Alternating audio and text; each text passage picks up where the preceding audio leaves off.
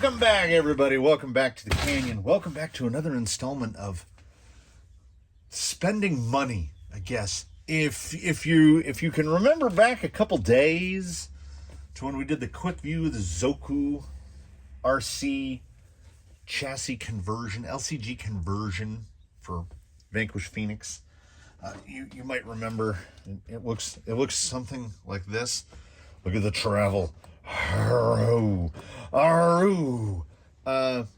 You will remember that I got this thing together as quickly as I could, trying to overcome all of the self-generated problems, which were I had changed a bunch of stuff.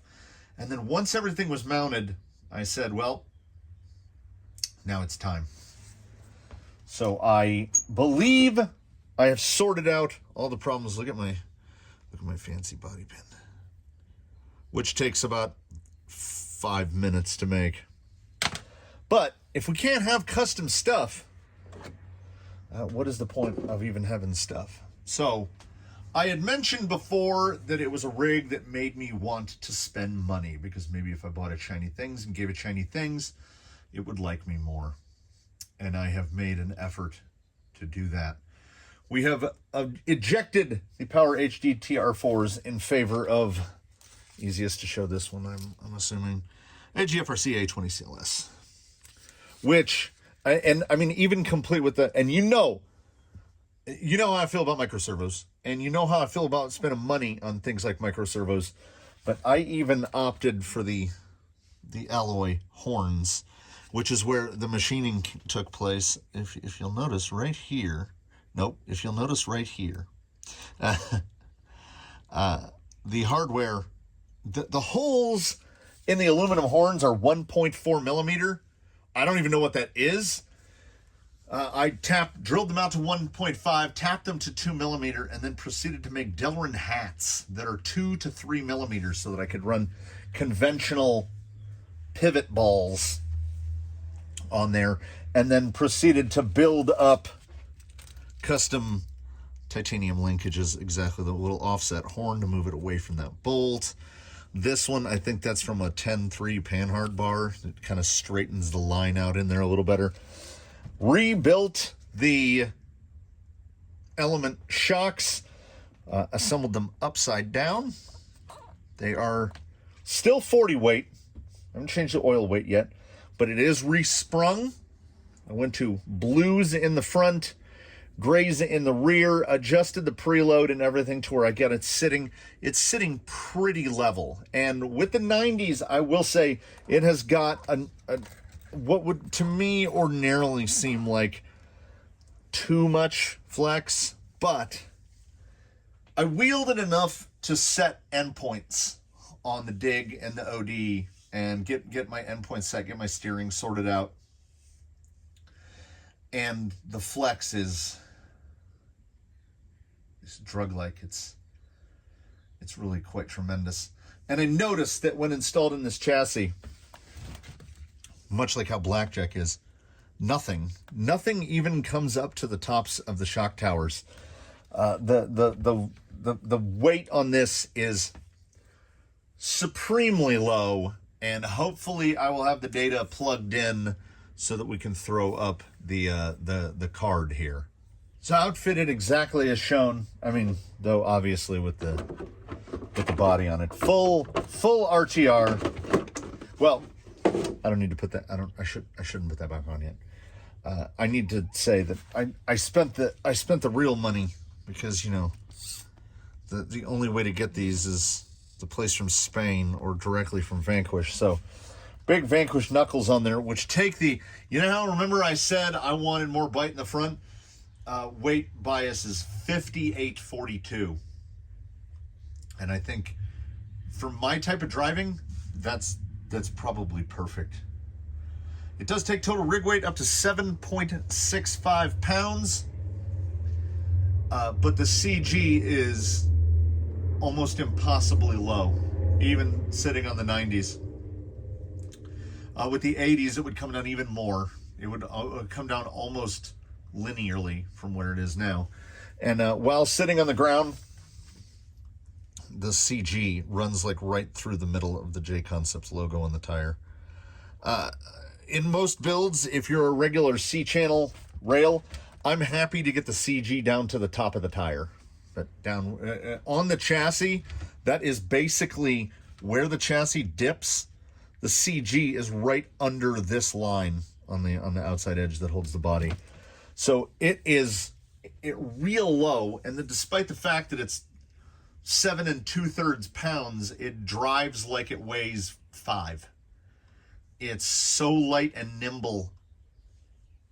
I mean, the only real way is to show it. Like we've got to go out and show it. It's something else.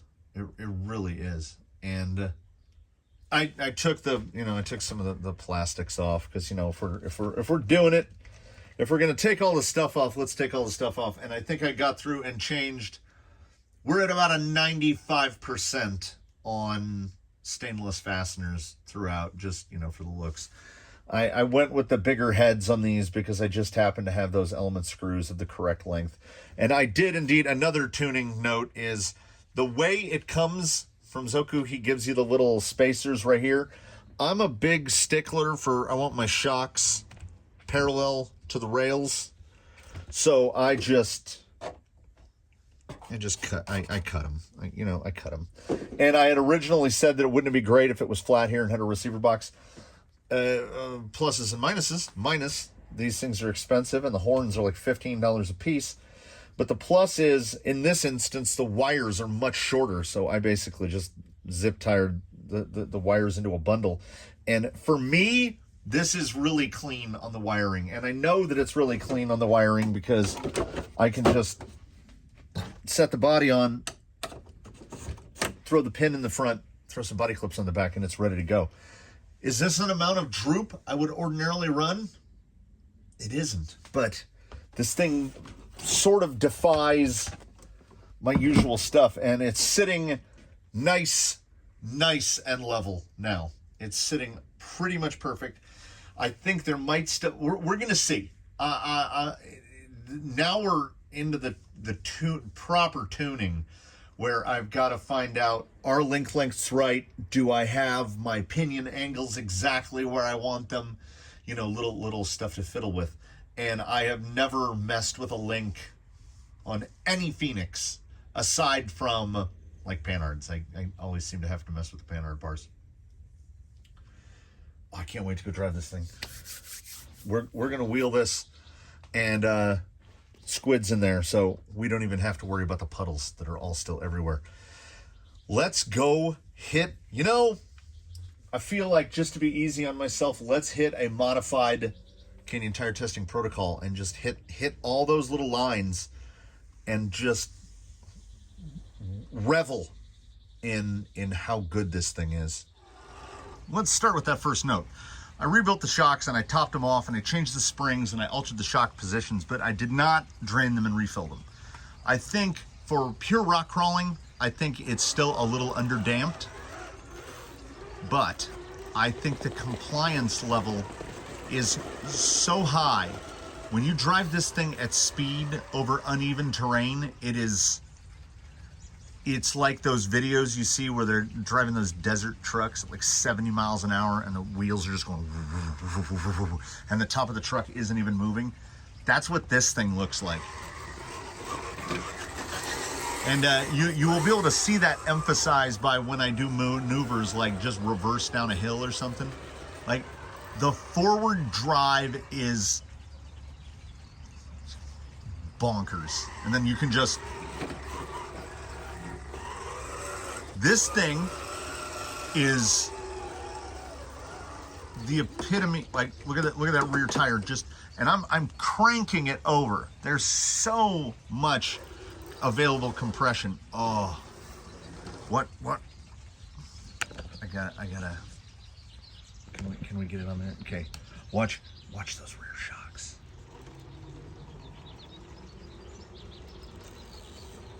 Ooh. Upside down shocks are the business. Look at this.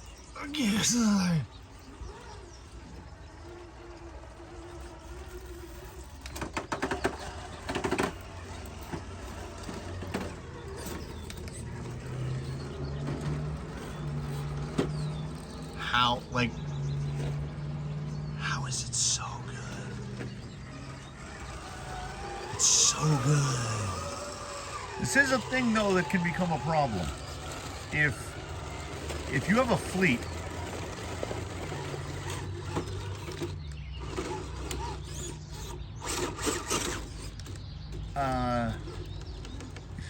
you know, people ask me regularly, do you have favorites? And you try not to pick favorites, right? You want to be fair. Oh, I'm so loaded up. But my goodness.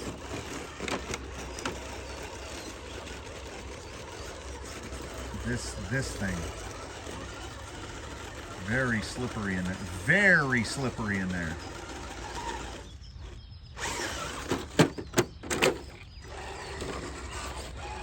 It does not, well, you can kind of see, and I forgot my laser, right in there, it's just sand. We didn't get a hard enough rain to just rinse everything out, but you can see these tires. If you see a tusk with a 3D insert in it just sliding backwards, that is a dirty surface. But you have to just adjust your line.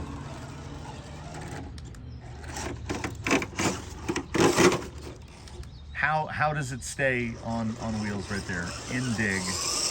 I have to readjust my brain. Oh, and I think I brought most of that sand with me because, you know, I drove it over here. And there's, like, if you're making these on the ground, yeah, you're taking that up onto the rocks with you.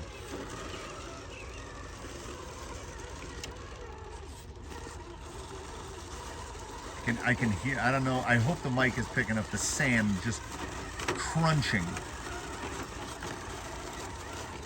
Trying to clear them off a little. We'll just give it a little.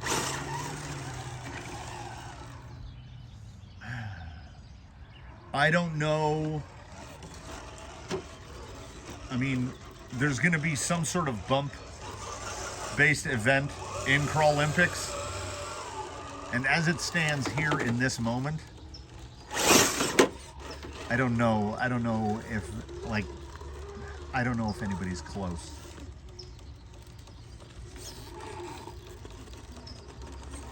The drive, the amount of drive. Yeah. I need to bring a thesaurus and the ability to pull it back from stupidity. Like, I keep driving into a line that there's no chance, and we do it anyway. I'm still getting used to the sound. 3D printed inserts make a noise, like you can hear them folding and moving around in there. I'm still getting used to that because it always kind of sounds like something is broken or breaking.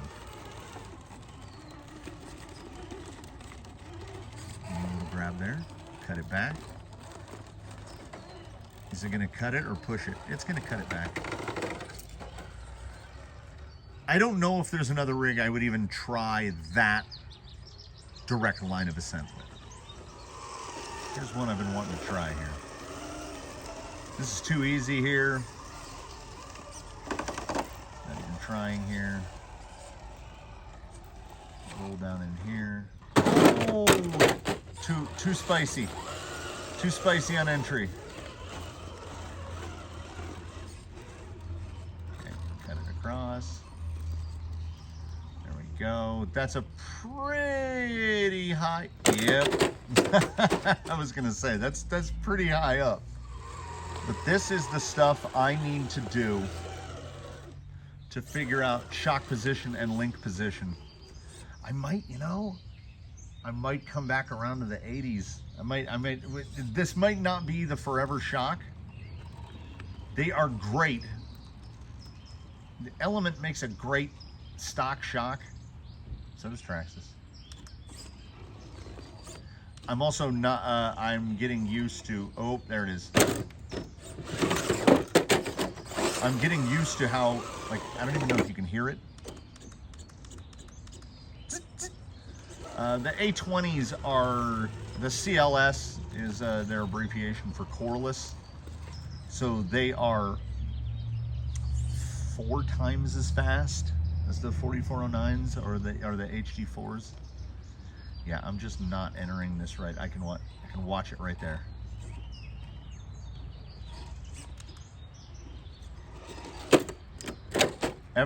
Every single roll so far has been my fault, but if I wasn't rolling it, I wouldn't be doing what I'm trying to do correctly. Because every change,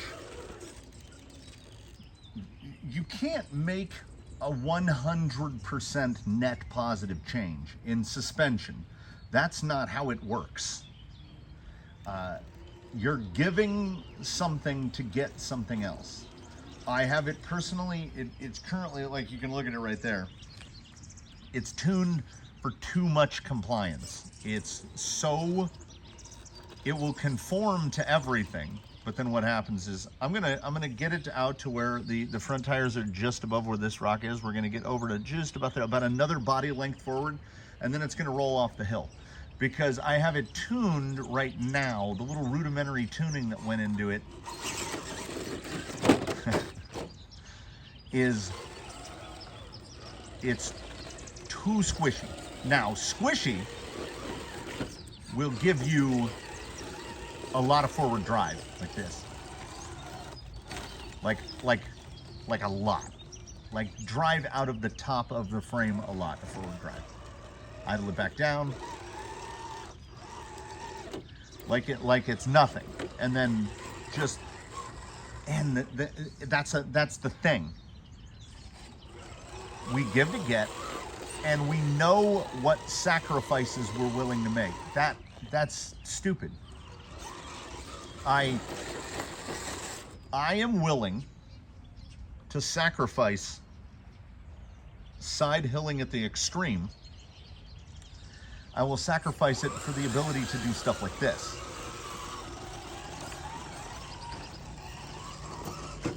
Like with no effort.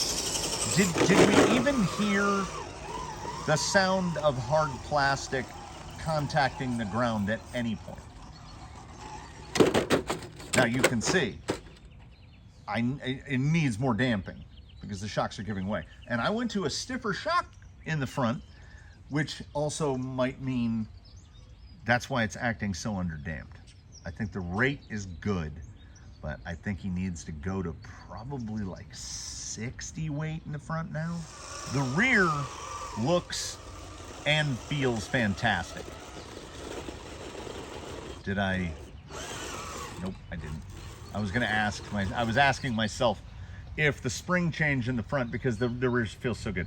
Did the spring change in the front kill his ability to cut up this ledge without doing the positioning? And the answer is no. Let's try to drop down the L. Honestly, had to stay in the throttle quite a lot right there because 58% front weight. I don't know if I would go beyond that on here. I don't think there's a reason to. I debated long and hard. Well, I debated about 30 minutes as I stared at my A-main cart and was like, we can move the battery for next to nothing, or we can buy the portal weights, and I don't regret the portal weights. The only shame is I just put some portal weights on Bill, the G-Made Buffalo, and I picked those off Amazon for $20.99. You know, these are the realities. You know, this is not. If the 10.2 is a, I don't know. Let's give it a simple car analogy. If the 10.2 is a Honda Accord, this thing is a, I don't know, like it's a McLaren. It's a McLaren 720. You're gonna spend more money on the parts. Yeah, the bump on this thing is, and like I say, this right here, I'm gonna do it again. I'm so confident in its ability to do these things all the way onto the pipe. So here's side hilling, not at the extreme. Dig position, cut it across. We're just gonna drop right down off of here, and like that's nothing. That, like, look at the height of the bed to the rock. That's not an optical illusion. That's just like a 7-inch sheer face. But this thing comes down it with less than no drama. The dig performance is, I didn't think it could get better, but it has gotten better. All right, fine. Let's do what we can't do, which is outside the pipe.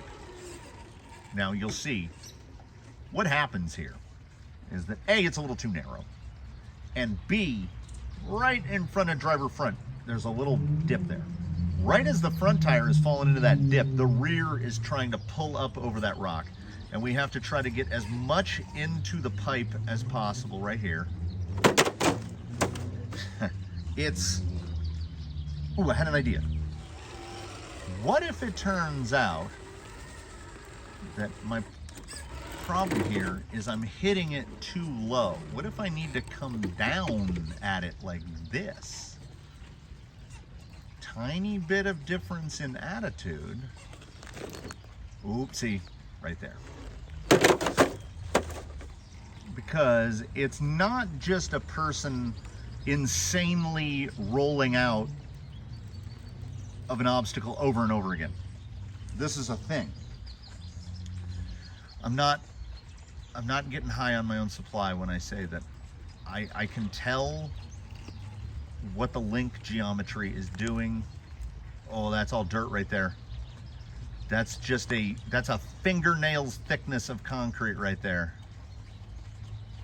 3D printed insert. Zoku LCG. Now, we haven't made it yet.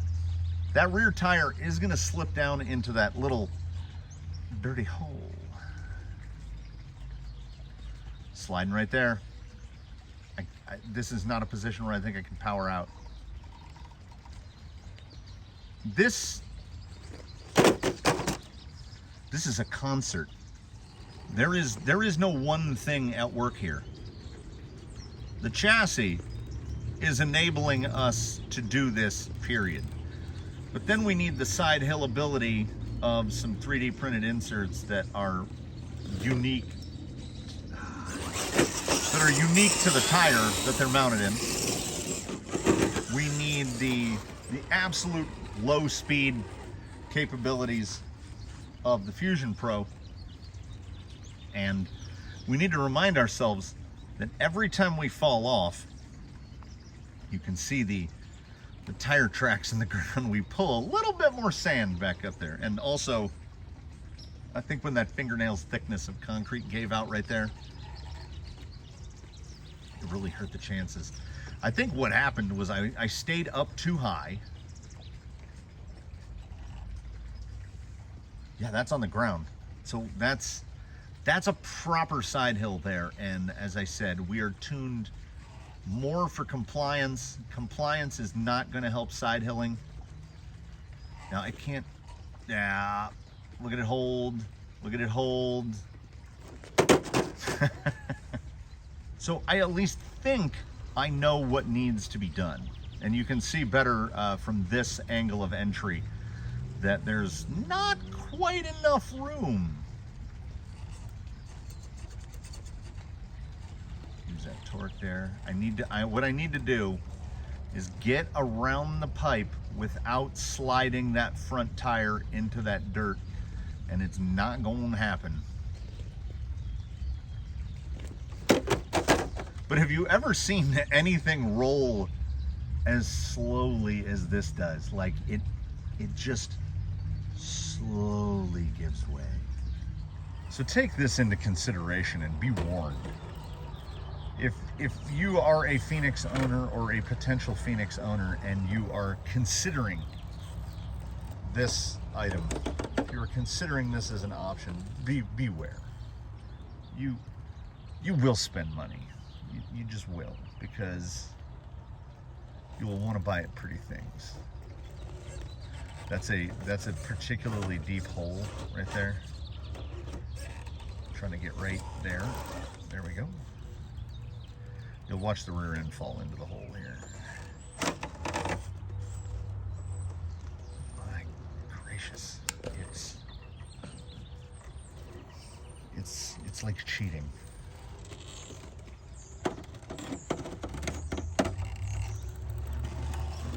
There's that sound. But how clean through there. This is why I can't give up the compliance, honestly. I mean, sections like this, coming up here, just push that front end up, drop the rear down. Should have more than enough bite to pull that front end. Oh. That should be the sales pitch right there.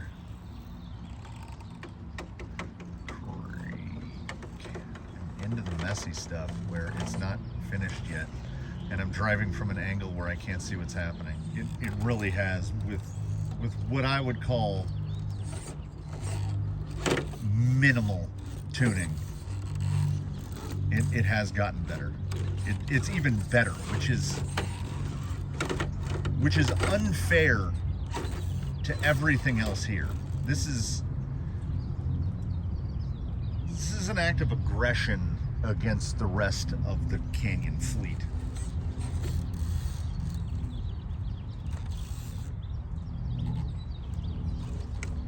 It wants, oh. Nope. Well, you made your bed, you were gonna lie in it. So we'll call this is like a pre-tune. This is getting it closer. This is not done. Like you could see the side hilling, I've hurt my own side hilling a little bit. Okay, more than a little bit. But I'm so drunk on its ability to position itself that I don't know if I'm willing to give up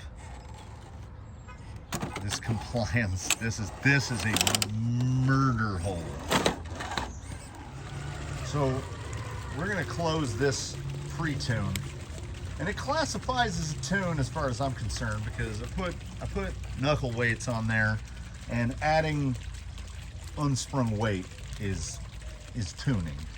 And I put heavier springs in the front because of the weight bias, but I didn't adjust oil. And I do want to adjust link position. I think I want to drop rear upper. I want to go down one hole, and I might have to adjust link length. See what other holes are available to me there. Haven't really started messing with it. I think the rear shocks are actually good.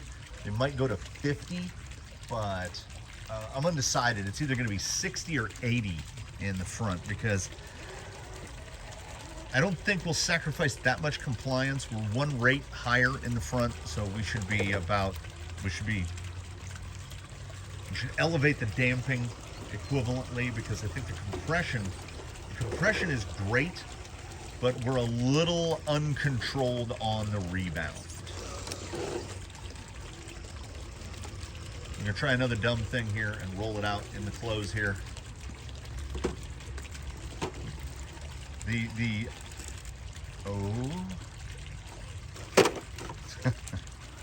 It's so good with minimal tune.